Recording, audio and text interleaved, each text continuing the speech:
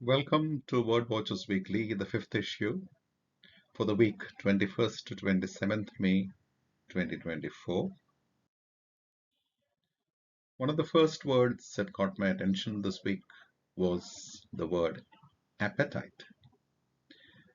And it caught my attention for various reasons, including its resemblance to the word we all know. Anyway, this is a mineral. And one of the things that interested me is that it originated from Greek deceit, the Greek word for deceit, from the mineral's diverse forms and colors.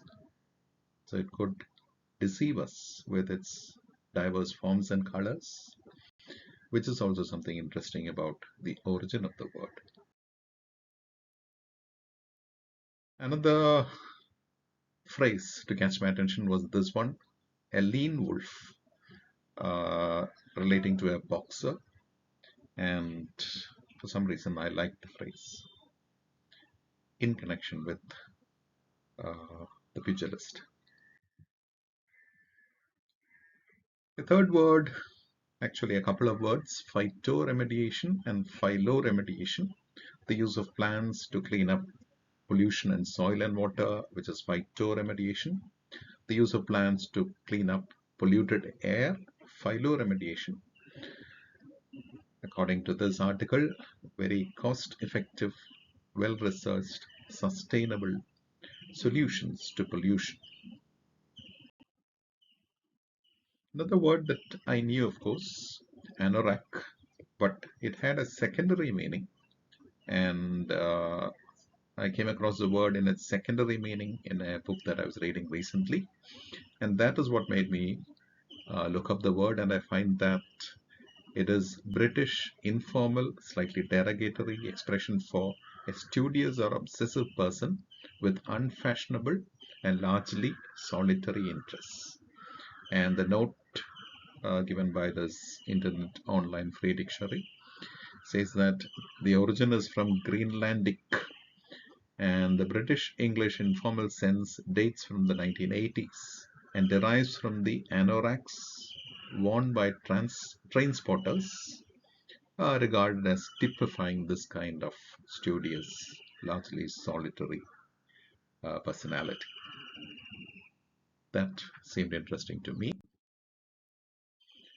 Another article that I came across in the Hindu on Saturday was relating to a public appearance by the actress Zeenat Aman, and she is here to promote awareness of mental health, and May is Mental Health Awareness Month. And according to her, the younger generation is very well informed, and they should educate themselves, but they should educate themselves a little more on diversity, equity, and inclusion. This is a slight mistake when it was published, but this is DEI. A word that caught my attention was dosh, which reminded me of dough when I found the meaning. It is money, and cycling saves you a heap of dosh in British informal English, of unknown origin, perhaps relating to dough in American, dating in the 1950s. Tiddlywinks was a word that I came across, I don't know exactly where, and this is what it means, but I think it was used in a different sense where I spied it, perhaps in the sense of nothing, knowing nothing, relating more to the tiddly in it. Uh, Something informative, scientific, astronomical transience. The article in the Hindu on Monday. And a transient in astronomy, he says, is any celestial object whose brightness changes in short spans of time. There are many such, and one of them is supernovae.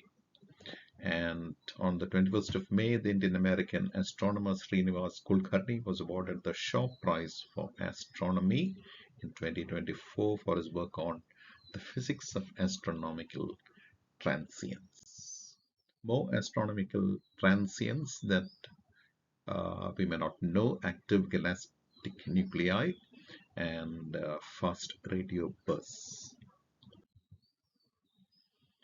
There was this news about OpenAI's non-disparagement clause, which came in for quite criticism, especially on the internet. A clause that restricts employees from ever speaking negatively about their company. Uh, Employees who have a vested equity in the company, perhaps given to them as SOPs. Anyway, the backlash forced the company to backtrack and to take this clause down. A word that I came across recently, lexiphanic. The history is given, and here it mentions that today lexiphanic is used to refer to those individuals who wish to impress others by using big or bombastic words in speech or writing. And one of the last words that I came across was bodacious, a word that I knew, but I found it in an obituary. And the meaning is here audacious in a good sense. And it is about this Heather Hunt, who was an occupational therapist and teacher of occupational therapy, a lecturer, a clear thinker, but stylishly dressed in her own individual style. She cut a bodacious figure wherever she went. With a mischievous smile and an infectious laugh, she was a person we might have enjoyed conversing with. And finally, in our words, their words, a letter to the New Yorker about an old physics professor's summary of the difference between music and noise. Music, the sound of your children's feet running up and down the stairs. Noise, the sound of your neighbor's children's feet running up and down the stairs. That concludes it for this week. See you again next week. Thank you.